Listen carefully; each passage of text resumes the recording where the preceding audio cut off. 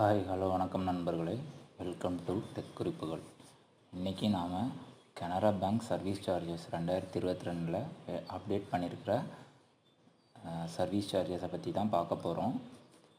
வாங்க வீடியோக்குள்ளே போகலாம். பேங்கோடைய வெப்சைட்டில் லெஃப்ட் சைடில் டோல் ஃப்ரீ நம்பர் கொடுத்துருக்காங்க. இந்தியா அண்ட் ஃபாரின் ரெண்டுக்குமே கொடுத்துருக்காங்க. ஸோ அந்த பர்டிகுலர் நம்பரை மட்டும் யூஸ் பண்ணி உங்களுடைய சர்வீசஸ் ரிலேட்டடான இஷ்யூஸ்க்கு நீங்கள் பயன்படுத்திக்கோங்க. இதை தவிர்த்து நம்பருக்கு நீங்கள் டோல் ஃப்ரீ நம்பருக்கு கால் பண்ண வேண்டாம் அப்படின்ட்டு கனரா பேங்கோடைய வெப்சைட்டில் தெளிவாக நம்மளுக்கு சொல்லியிருக்காங்க. ஸோ டிமாண்ட் டிராஃப்ட்டு இஷ்யூ பண்ணுறதுக்கான சார்ஜஸ் பார்த்துக்கோங்க. ஸ்க்ரீனில் டிஸ்பிளே ஆகுது. இது அவுட் ஸ்டேஷனுக்கு கொடுத்துருக்காங்க. இண்டிவிஜுவலாக இருந்தால் 30 ரூபா, அதர் தென் ரூரலாக இருந்தால் 25 ரூபா. அந்த ப்ரைஸ் ரேஞ்சஸ் கொடுத்துருக்காங்க பார்த்தீங்களா, up to 1000 to 10,000 up to above 10,000. So அது இண்டிவிஜுவல் நான் இண்டிவிஜுவல் கொடுத்துருக்காங்க, பார்த்துக்கோங்க. Multiple DD issued in of single டிடினா commission is applicable for the aggregate amount shall be collected. அதாவது தனி மனுஷனுக்கு நிறைய டிடி எடுத்திருக்காங்கன்னா மொத்தத்துக்கும் சேர்த்து அதில் என்ன அமௌண்ட் வருதோ அதுக்கு தான் சார்ஜஸ் பண்ணுவாங்கன்னு சொல்லியிருக்காங்க. Student account holder, educational institution அந்த மாதிரி இருந்துச்சுன்னா அவங்களுக்கெல்லாம் சார்ஜஸ் வேவ் பண்ணுறாங்க. இப்போ ஸ்க்ரீனில் டிஸ்பிளே ஆகிறது டிமாண்ட் டிராஃப்ட், பே ஆர்டர், பேங்கர் செக்ஸ் லோக்கலில் கொடுத்துருக்கிறதுக்கு காட்டியிருக்காங்க. ஃபஸ்ட்டு அவுட் ஸ்டேஷன் பார்த்தோம், இப்போ லோக்கல் பார்க்குறோம். பார்த்துக்கோங்க. அமௌண்ட் 1000க்கு எவ்வளோ, 1000 10,000 எவ்வளோ, அபோவ் 10,000 எவ்வளோ, இண்டிவிஜுவலுக்கு எவ்வளோ, நான் இண்டிவிஜுவலுக்கு எவ்வளோன்னு பார்த்துக்கோங்க. அதில் நோட் கொடுத்துருக்காங்க, அதையும் ரீட் பண்ணிக்கோங்க. அதுக்கப்புறம் சார்ஜஸ் ஸ்டூடெண்ட்டுக்கு சார்ஜஸ் கிடையாதுன்னு சொல்லியிருக்காங்க. ஸோ அதையும் நோட் பண்ணிக்கோங்க. இந்த ஸ்க்ரீனில் இப்போ டிஸ்பிளே ஆகிறது டெண்டருக்கு அகைன்ஸ்டாக நம்ம டிடிலாம் எடுப்போம் இல்லையா, ஸோ அந்த பர்பஸ்க்கு எடுக்கும்போது லோக்கலாக இருக்கட்டும், அவுட் ஸ்டேஷனாக இருக்கட்டும், ஸோ அவங்களுக்கு எவ்வளோ சார்ஜஸ்ன்னு பாருங்கள். 1000 வரைக்கும் charges, no additional charges. So 1000 அபோவ்க்கு 50% எக்ஸ்ட்ரான்னு அப்ளிகபிள் சார்ஜஸில் 50% எக்ஸ்ட்ரான்னு சொல்லியிருக்காங்க. ஸோ அது பார்த்துக்கோங்க.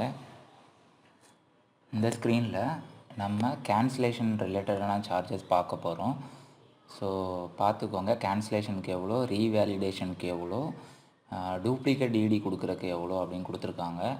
ஸோ அந்த அமௌண்ட் ப்ரைஸ் ரேஞ்சஸ்க்கு கொடுத்துருக்காங்க. டிடி கீழே நோட் கொடுத்துருக்காங்க பாருங்கள். அதில் charges will be recovered to the extent of their value அப்படி சொல்லி கொடுத்துருக்காங்க.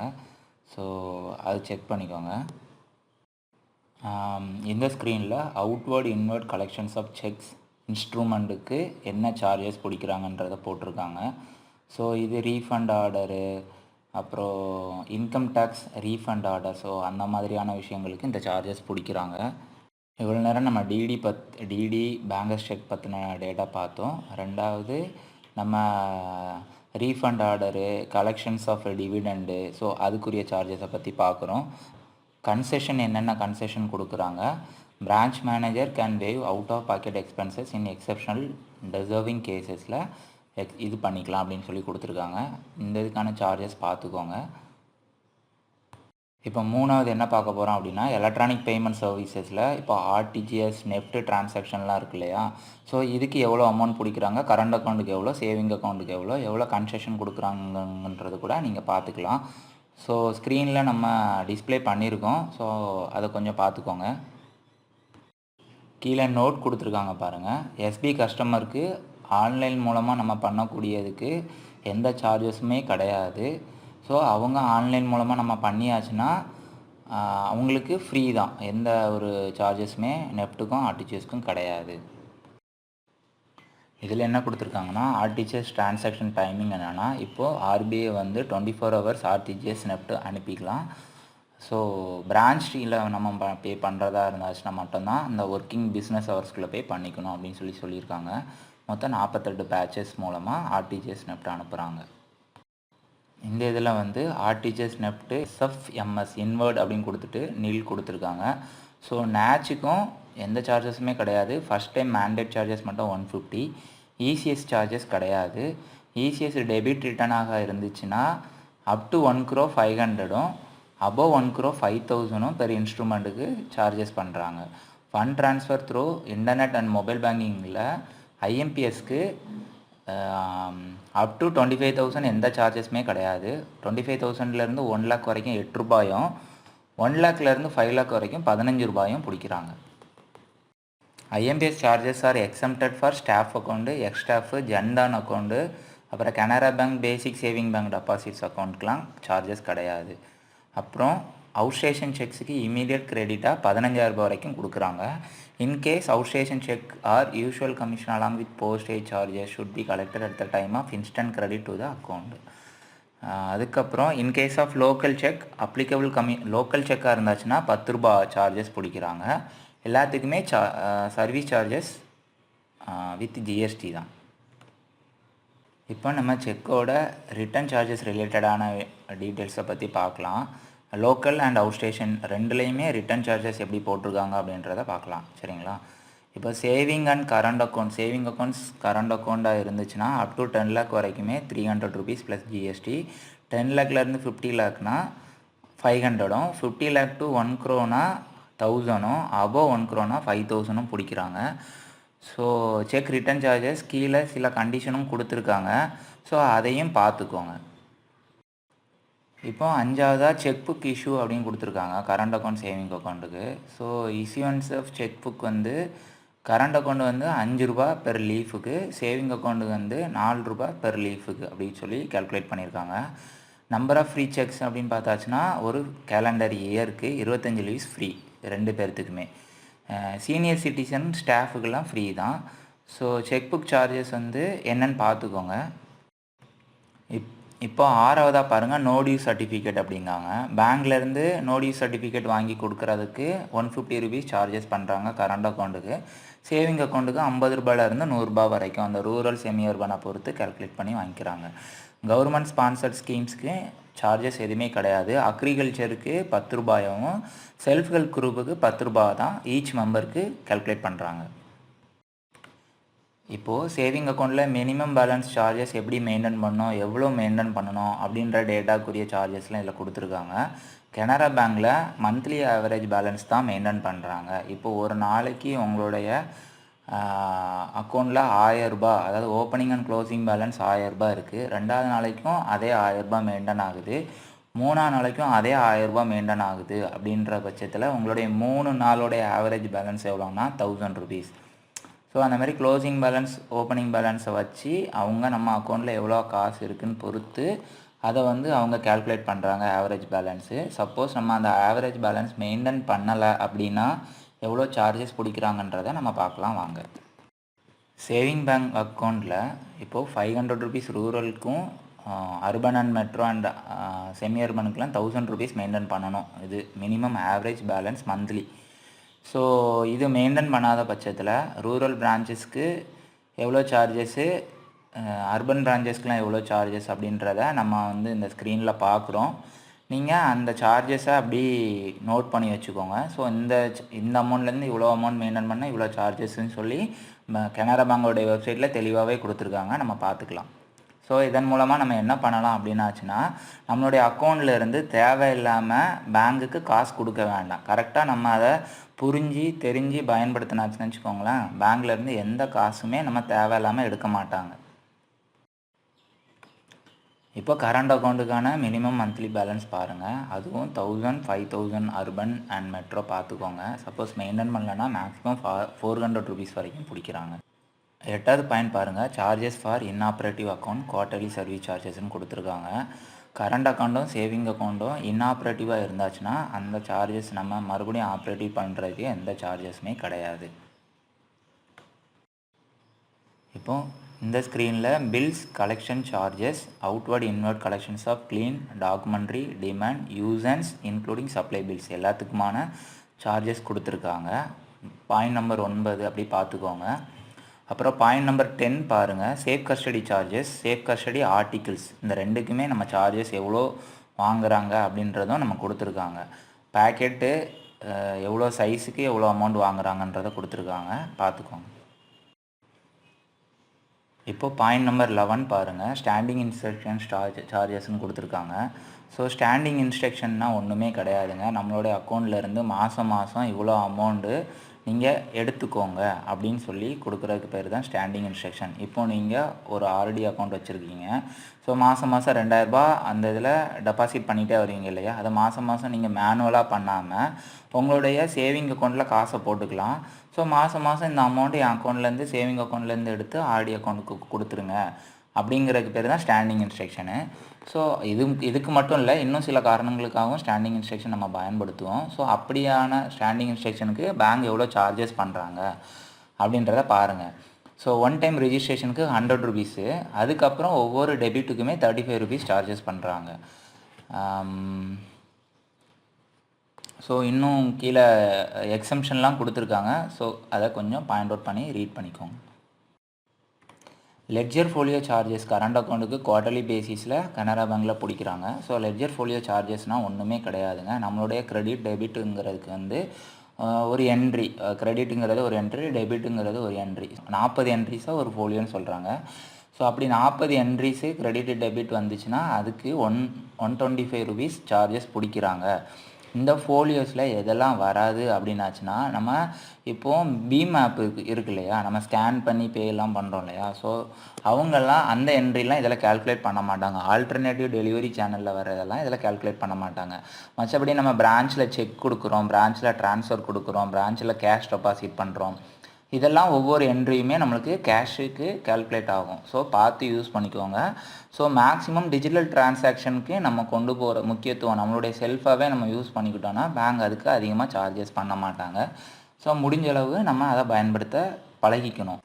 இப்போது இங்கே அடுத்துள்ள பாயிண்ட்ஸ்லாம் பாருங்கள். டூப்ளிகேட் டெபாசிட்க்கு எவ்வளோ சார்ஜஸ்ஸு, கால் டெபாசிட்க்கு எவ்வளோ சார்ஜஸ்ஸு, ஸோ சிக்னேச்சர் ஃபோட்டோ வெரிஃபிகேஷன்லாம் வெரிஃபை பண்ணி பேங்க்லேருந்து கொடுப்பாங்க, அதுக்கு எவ்வளோ charges, change in authorised signatory of company, ஒரு கம்பெனியில் இன்னொரு பர்சன்ஸ் போர்ட் ஆஃப் டைரக்டர்லாம் மாற்றுறாங்க, ஸோ அதுக்கு, நம்மளுடைய அக்கௌண்ட்டில் கஸ்டமர் இறந்து போயிட்டாங்களோ இல்லைனா வேறு ஒரு இதுக்கு இருந்துச்சுன்னா அதுக்கு எப்படி சார்ஜஸ் பண்ணுறாங்க, ஸோ அது பார்த்துக்கோங்க. ஸோ எல்லாமே கிளியராக கொடுத்துருக்காங்க வெப்சைட்டில், கொஞ்சம் செக் பண்ணிக்கோங்க. அடுத்து கொஞ்சம் இந்த பாயிண்ட்ஸ்லாம் மேக்ஸிமம் யூஸ் பண்ண மாட்டோம், மேக்ஸிமம் சார்ஜஸ் இருக்காது. ஸோ இந்த பாயிண்ட்ஸையும் பார்த்துக்கோங்க. ஸோ நம்ம அப்படியே ஸ்க்ரால் பண்ணுறேன், எல்லா விஷயத்தையும் கொஞ்சம் அப்படியே பாஸ் பண்ணி பார்த்துக்கோங்க. லாக்கர் ஆப்ரேஷனுக்கு, லாக்கர் ரிஜிஸ்ட்ரேஷன் பண்ணால் என்ன சார்ஜஸ்ஸு, லாக்கர் ரெண்ட்டுக்கு என்ன சார்ஜஸ்ஸு, ஸோ லாக்கர் செக்யூரிட்டி டெபாசிட்க்கு என்ன சார்ஜஸ்ஸு, ஸோ இதெல்லாமே வீடியோ கொஞ்சம் பாஸ் பண்ணி தெரிஞ்சுக்கோங்க நண்பர்களே. ஸோ இப்படி பண்ணுற மூலமாக நம்மளுடைய பேங்க்கை நம்ம கரெக்டாக யூஸ் பண்ணுற மாதிரி இருக்கும். இன்ஸ்டா லாக்கர்னால் என்ன, அது எவ்வளோ சார்ஜஸ் பிடிக்கிறாங்க அப்படியும் இருக்குது, கொஞ்சம் அதையும் பார்த்துக்கோங்க.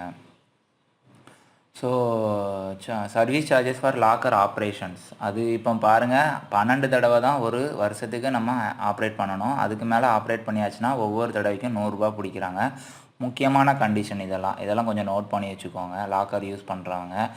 அப்புறம் penal charges delayed remittance of locker rental, நம்ம லாக்கர் பே பண்ணுறோம் இல்லையா, அதுக்கு வந்து நம்ம கொஞ்சம் லேட்டாக பேமெண்ட் பண்ணால் அதுக்கு எவ்வளோ சார்ஜஸ் பிடிக்கிறாங்க, ஸோ அது பார்த்துக்கோங்க. நம்ம கரெக்டாக பே பண்ணுற பட்சத்தில் நம்மளுக்கு எந்த பெனால்ட்டியும் வராது. ஸோ இதையும் லாக்கர் யூஸ் பண்ணுறவங்க கொஞ்சம் தெரிஞ்சுக்கோங்க.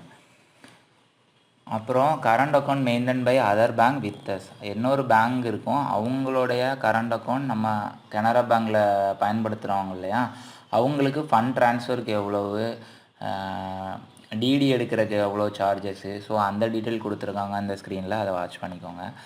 அடுத்து ஃபோன் பேங்கிங் சர்வீஸ் சார்ஜஸ், ஸ்டேட்மெண்ட்லாம் எடுக்கிறோம் இல்லையா நம்ம, ஸோ அது எவ்வளோ சார்ஜஸ்ன்னு பார்த்துக்கோங்க. மொபைல் பேங்கிங் யூஸ் பண்ணாமல் as per request under physical டெலிவரியில் தான் இந்த இது இருக்குது பிரிண்ட் அவுட்டுக்கு, ஸோ பார்த்துக்கோங்க. Facilities concession in service charges for certain category of customer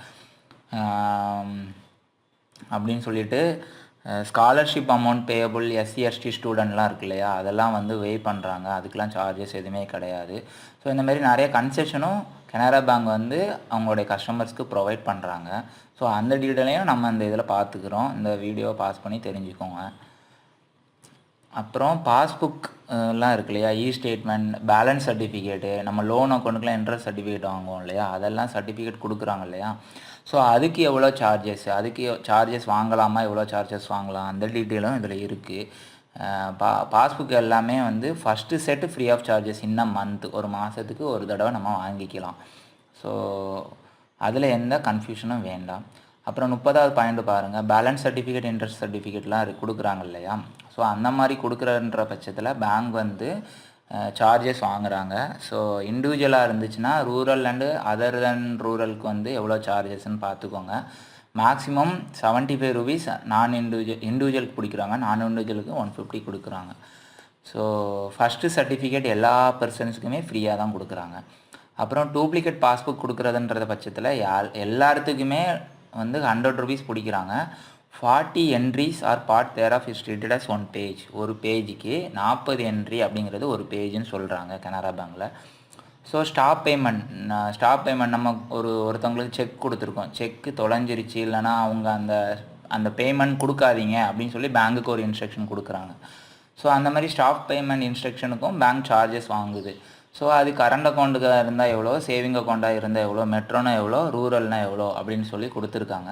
so அதையும் கொஞ்சம் நீங்கள் வீடியோ பாஸ் பண்ணி தெரிஞ்சுக்கோங்க. அப்புறம் ஓல்டு ரெக்கார்ட் நம்ம என்கொயரி பண்ணுறோம் இல்லையா, entry up to 6 months, last 6 மாதத்துக்கு வரைக்கும் நம்ம ஓல்டு ரெக்கார்ட்ஸை ஏதாவது என்கொயரி பண்ணாங்கன்னா சார்ஜஸ் எதுவுமே கிடையாது. ஒரு வருஷத்துக்கு 6 மாதத்துலேருந்து 1 வருஷம் வரைக்கும்னா அதில் நம்ம ரேஞ்ச் கொடுத்துருக்காங்க, பார்த்துக்கோங்க. 1 இயர் பியாண்டுனா அதுவும் கொடுத்துருக்காங்க. பிரான்ச் மேனேஜரோடைய பவரில் தான் அந்த சார்ஜஸை நம்ம சப்போஸ் பண்ணக்கூடாது அப்படின்ற பட்சத்தில் வேவ் பண்ணிக்கலாம். அப்புறம் அக்கௌண்ட் க்ளோஷராக இருந்தாச்சுன்னா, நம்ம ஒரு அக்கௌண்ட் கனரா பேங்கில் ஓப்பன் பண்ணியிருக்கோம், சேவிங் அக்கௌண்ட்டோ கரண்ட் அக்கௌண்ட்டோ, 14 டேஸ்லேருந்து 1 வருஷத்துக்குள்ளே நம்ம ஓப்பன் பண்ணி க்ளோஸ் பண்ணுறோம் அப்படின்னாச்சுன்னா பேங்க்கு நம்மக்கிட்ட இருந்து சார்ஜஸ் வாங்குது. அதேமாரி அக்கௌண்ட் க்ளோஷர் பியாண்ட் 1 இயர்னால் 1 வருஷத்துக்கு மேலே அப்படின்னாச்சுன்னா சேவிங் அக்கௌண்ட்டாக இருந்தால் 100 ரூபாயும், கரண்ட் அக்கௌண்ட்டாக இருந்தால் 375 ரூபாயும் வாங்குகிறாங்க. ஸோ மக்களே இதிலேருந்து தெரிஞ்சுக்கோங்க, 14 நாளைக்கு உள்ளவே ஒரு அக்கௌண்ட்டை நீங்கள் க்ளோஸ் பண்ணிட்டீங்கன்னா எந்த சார்ஜஸுமே கிடையாது சப்போஸ். ஸோ அதையும் இதில் கீழே கொடுத்துருக்காங்க, கரெக்டாகவே கொடுத்துருக்காங்க. அதுமாரி ரெக்கரிங் டெபாசிட்ஸ் இருந்துச்சுன்னா வித்தின் 14 டேஸில் பாருங்கள் நோ சார்ஜஸ்ன்னு கொடுத்துருக்காங்க. ரெக்கரிங் டெபாசிட்ஸு ப்ரீமெச்சூராக இருந்துச்சுன்னா 100 ருபீஸ் பிடிக்கிறாங்க.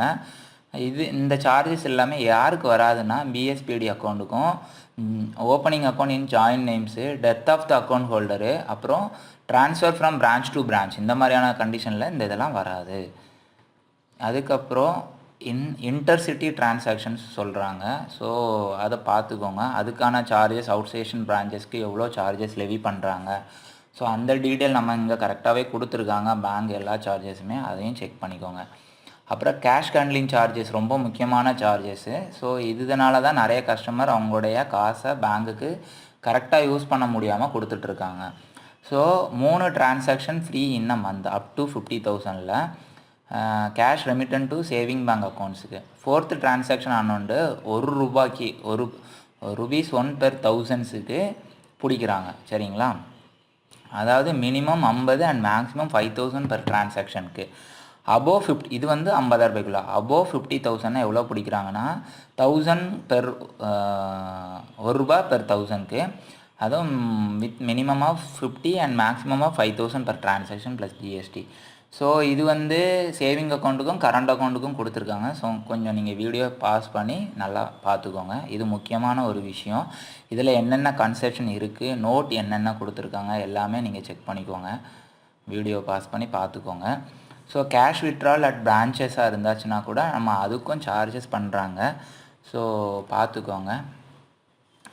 அப் டு 5 கேஷ் வித்ட்ரால் தான் ஃப்ரீ, அதாவது சேவிங் அக்கௌண்ட்டை பொறுத்த வரைக்கும். அதுக்கு மேலே நம்ம பண்ணுற ஒவ்வொரு கேஷ் வித்ட்ராலுக்கும் 100 ரூபா பிரான்ச்சில். ஸோ முடிஞ்ச அளவுக்கு நீங்கள் ஏடிஎம் யூஸ் பண்ணிக்கோங்க. அதேமாதிரி கரண்ட் அக்கௌண்ட்டு ஓடி அக்கௌண்ட்டுக்கும் கொடுத்துருக்காங்க. Up to withdrawal of 5 lakh இன்ன மந்த்து எந்த சார்ஜஸுமே கிடையாது. 5 lakhக்கு மேலே அப்படி போயாச்சுன்னா அதுக்கு 1000க்கு 1 ரூபா அப்படின்ற பட்சத்தில் பிடிக்கிறாங்க. எக்ஸ்க்ளூடிங் ஏடிஎம் கேஷ் வித்ட்ரால், பார்த்தீங்களா, கேஷ் வித்ட்ராலுக்கு கிடையாது.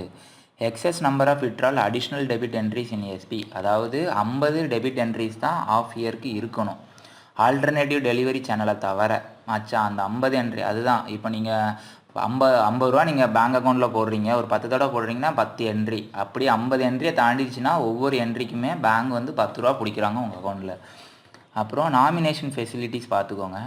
நாமினேஷன்னா என்னென்னா, சப்போஸ் அந்த அக்கௌண்ட்டில் இருக்கிற பெர்சன் இறந்து போயிட்டாங்க அப்படின்னாச்சுன்னா அந்த அக்கௌண்ட்டில் இருக்கிற பணத்தை யாருக்கு கொடுக்கணும் அப்படிங்கிறத நம்ம நாமினேட் பண்ணுவோம் ஒரு பெர்சனை. ஸோ இதனால் நம்ம டெத் சர்டிஃபிகேட் கொடுத்துட்டு அந்த நாமினி வந்து அந்த அமௌண்ட்டை எடுத்துக்கலாம், ஈஸியாக முடிஞ்சிடும். ஸோ எல்லாருமே நாமினியை ரிஜிஸ்டர் பண்ணிக்கோங்க.